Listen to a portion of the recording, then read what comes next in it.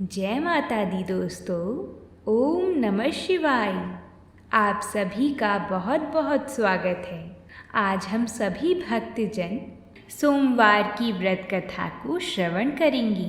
तो आइए माता की कृपा से कथा को प्रारंभ करते हैं।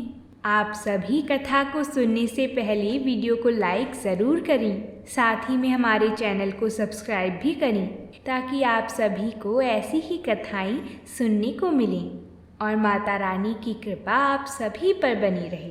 बोलिए भगवान शंकर की जय। परम ज्ञानी सूत जी कहते हैं, भगवान शिव ही गुरु हैं, शिव देवता हैं, शिव ही प्राणियों के बंधु हैं, शिव ही आत्मा है और शिव ही जीव है। शिव से भिन्न दूसरा कुछ नहीं है। भगवान शिव के उद्देश्य से जो कुछ भी दान, जप और पूजा पाठ किया जाता है उसका फल अनंत बताया गया है। यह समस्त शास्त्रों का निर्णय है। जो एकमात्र भगवान शिव का भजन करता है वह सब बंधनों से मुक्त हो जाता है। जो प्रीति अपने पुत्र, स्त्री और धन में की जाती है वही यदि भगवान शिव की पूजा में की जाए तो वह जीव का उद्धार कर देती है। इसलिए कितने ही महात्मा पुरुष भगवान शिव की पूजा के लिए संपूर्ण विषय रूपी मदिरा को छोड़ देते हैं। वही जीव सफल है जो भगवान शिव की स्तुति करती है। वही मन सार्थक है जो शिव के ध्यान में संलग्न होता है। वही कान सफल है जो उनकी कथा सुनने के लिए उत्सुक रहते हैं। और वह ही दोनों हाथ सार्थक हैं जो शिव जी की पूजा करते हैं। वह नेत्र धन्य हैं जो महादेव जी की पूजा का दर्शन करते हैं। जिसकी संपूर्ण इंद्रियां भगवान शिव के कार्यों में लगी रहती हैं वह संसार सागर के पार हो जाता है और मोक्ष प्राप्त कर लेता है। शिव की भक्ति से युक्त मनुष्य चांडाल, पुलकस, नारी, पुरुष अथवा नपुंसक कोई भी क्यों ना हो, तत्काल संसार बंधनों से मुक्त हो जाता है। जिसके हृदय में भगवान शिव के प्रति थोड़ी सी भी भक्ति है वह समस्त देहधारियों के लिए वंदनीय है। आओ मैं तुम्हें ऐसे ही एक भक्त की कथा सुनाता हूँ। ये कथा बड़ी ही शुभ है और भगवान शिव को भी प्रिय है। उज्जैनी नगरी में चंद्रसेन नामक एक राजा हुए। वह उसी नगर में निवास करने वाली भगवान महाकाल का पूजन करते थे। शिव के पार्षदों में अग्रगण्य तथा अमंगलों को जीतने वाली विश्व वंदनीय मणिभद्र जी राजा चंद्रसेन के सखा हो गए थे। उन्होंने राजा पर प्रसन्न होकर एक समय उन्हें दिव्य चिंतामणि प्रदान की जो कौस्तुभ मणि तथा सूर्य के समान थी। वह देखने, सुनने अथवा ध्यान करने पर भी मनुष्यों की मनोवांछित वस्तु प्रदान करती थी। राजा उस चिंतामणि को अपने कंठ में धारण करके जब सिंहासन पर बैठते थे तब देवताओं में सूर्य नारायण की भांति उनकी शोभा होती थी। राजा चंद्रसेन के विषय में यह सब बात सुनकर समस्त राजाओं के मन में उस मणि के प्रति लोभ की मात्रा बढ़ गई और वह क्षुब्ध रहने लगी। एक बार उन सब ने बहुत सी सेना साथ लेकर क्रोधपूर्वक आक्रमण किया और उज्जैनी के चारों द्वारों को घेर लिया। अपनी पुरी को घिरी हुई देखकर राजा चंद्रसेन भगवान महाकाल की शरण में गए और मन को संदेह रहित करके दृढ़ निश्चय के साथ उपवास पूर्वक दिन रात अनन्य भाव से भगवान गौरीपति की आराधना करने लगे। उन्हीं दिनों उस नगर में कोई ग्वालिन रहती थी जिसके एकमात्र पुत्र था। वह विधवा थी और उज्जैनी में बहुत दिनों से रहती थी। वह अपने 5 वर्ष के बालक को लिए हुए महाकाल के मंदिर में गई और राजा चंद्रसेन के द्वारा की हुई गिरिजापति की महापूजा का दर्शन किया। शिव पूजन का वह उत्सव देखकर उसने भगवान को प्रणाम किया और पुनः अपने निवास स्थान पर लौट आई। ग्वालिन के उस बालक ने भी वह सारी पूजा देखी थी। अंततः घर आने पर उसने जिज्ञासा पूर्वक शिवजी की पूजा प्रारंभ की, जो संसार से वैराग्य प्रदान करने वाली है। उसने एक सुंदर पत्थर लाकर उसे घर से थोड़ी ही दूर पर एकांत स्थान में रख दिया और उसी को शिवलिंग माना। फिर अपने हाथ से मिलने लायक जो कोई भी फूल दिखाई दिए, उन सब को इकट्ठा करके उस बालक ने शुद्ध जल से शिवलिंग को स्नान कराया और भक्ति पूर्वक पूजा की। तत्पश्चात चंदन, धूप, दीप और अक्षत आदि उपचारों से अर्चना करके भगवान को भोग लगाया। सुंदर सुंदर पत्रों और फूलों से बार बार पूजा करके भांति भांति से नृत्य किया और बारंबार भगवान के चरणों में शीश झुकाया। इस प्रकार अनन्यचित होकर शिवजी की आराधना में लगे हुए अपने पुत्र को ग्वालिन ने बड़े प्यार से भोजन के लिए बुलाया। उसका मन तो पूजा में लगा हुआ था। माता के बहुत बुलाने पर भी उसे भोजन करने की इच्छा नहीं हुई।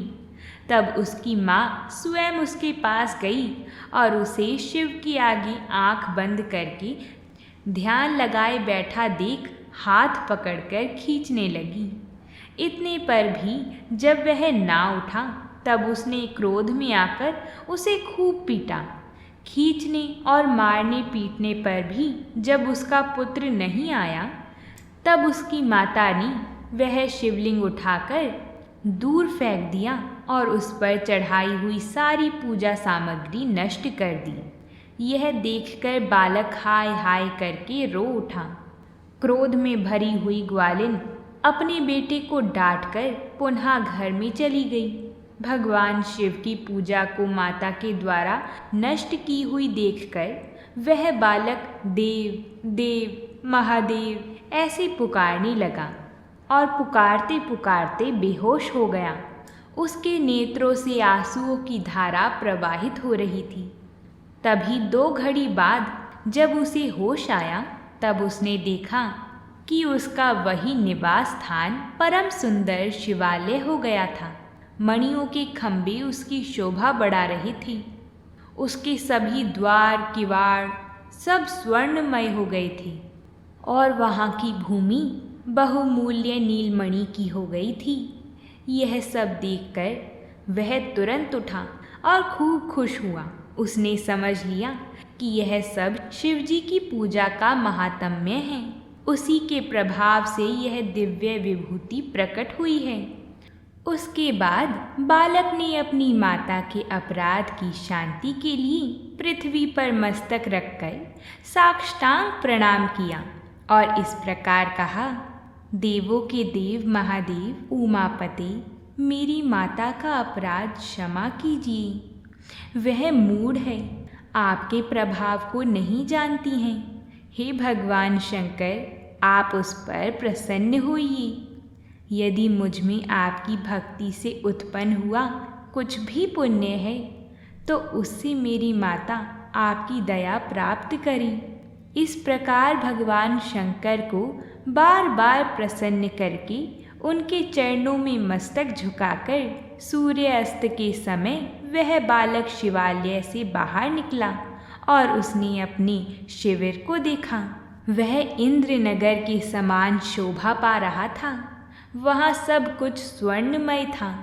भवन के भीतर प्रवेश करके बालक ने देखा, उसकी माँ बहुमूल्य रत्नमयी पलंग पर बिछी हुई श्वेत रंग की शैया पर सो रही है और उसी को याद कर रही है। तभी उसने माता को जगाया। ग्वालिन बड़े वेग से उठी और अपने को, अपने पुत्र को तथा अपने घर को भी इस रूप में देखकर आनंद में भर गई। पुत्र के मुख से गिरिजापति शंकर का वह सब प्रसाद सुनकर ग्वालिन ने राजा को सूचना दी, जो निरंतर भगवान शिव के भजन में लगी रहती थी।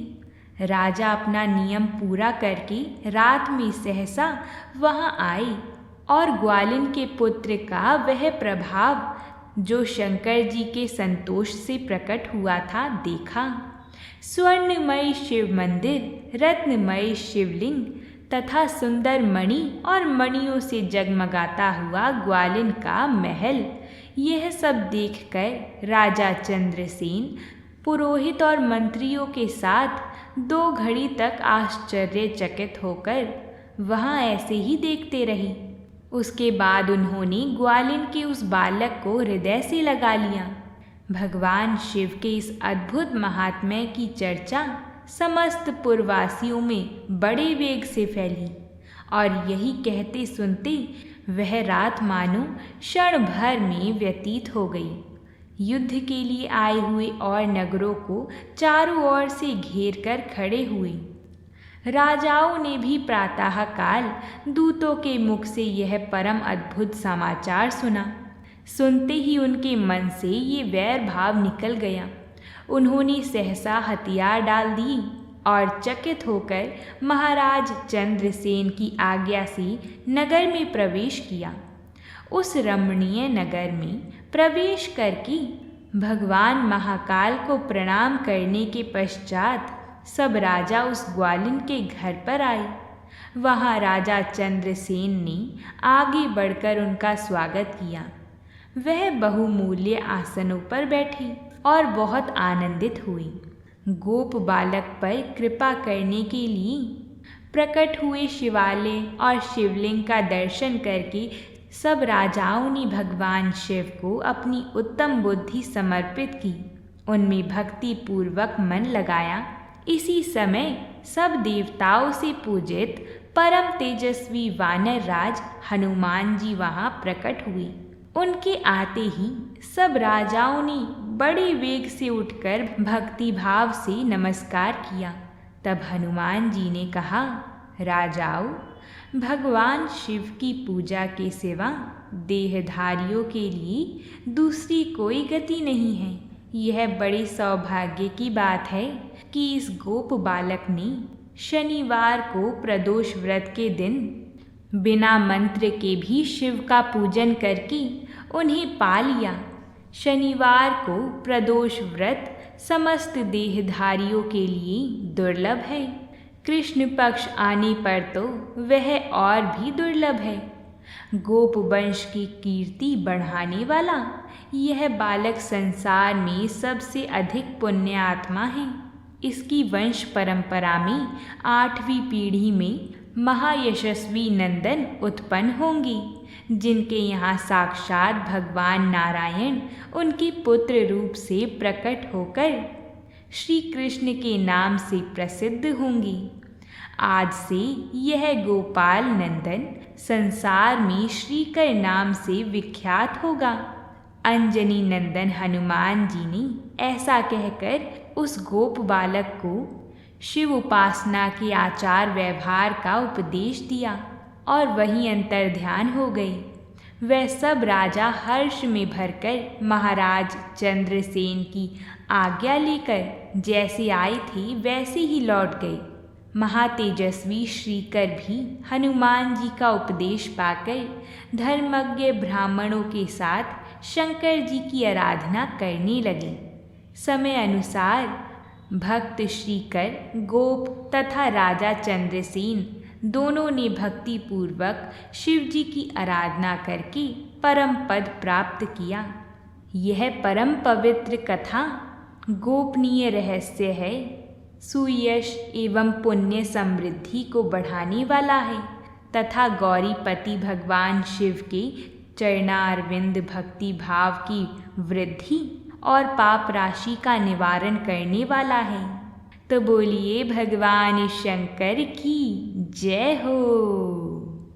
अगर आप सभी को हमारी ये कथा पसंद आई हो तो वीडियो को लाइक ज़रूर करिएगा। साथ ही कमेंट बॉक्स में हर हर महादेव ज़रूर लिखिएगा। प्रेम से बोलिए जय माता दी।